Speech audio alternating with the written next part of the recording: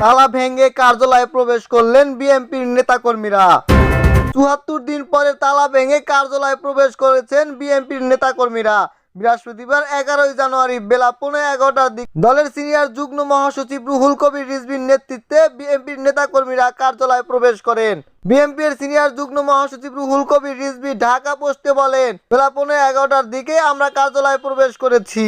পরে রিজভী বলেন, আমাদের যুব দলের একজন নেতা ও একজন প্রবীণ সাংবাদিকের হত্যার মধ্য দিয়ে এই ভয়াবহ নিপীড়নের তাণ্ডব শুরু হয়। 28 অক্টোবর বিএনপির শান্তিপূর্ণ মহাসমাবেশ পশু করে এক নরকীয় তাণ্ডব চালিয়ে পল্টনের কেন্দ্রীয় কার্যালয়ে তালা লাগিয়ে দিয়েছে।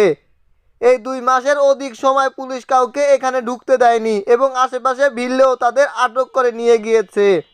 তিনি আরো বলেন, পুলিশ এই কার্যালয়ে চাবি নিয়ে যায়, কত নাটক করেছে, তারপর গেট বন্ধ করে দিয়ে চলে যায়। সবাই গণমাধ্যমকে সাংবাদিকেরা দেখেছেন, জানেন।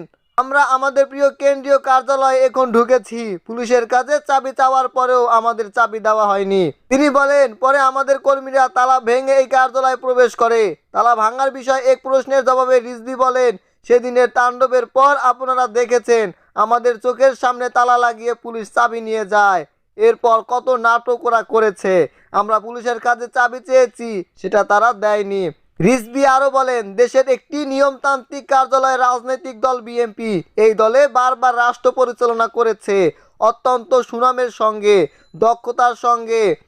সেই দলের প্রধান কার্যালয় একটি মাফিয়া তন্ত্র, একটি মাফিয়া সরকার বন্ধ করে দিয়েছে।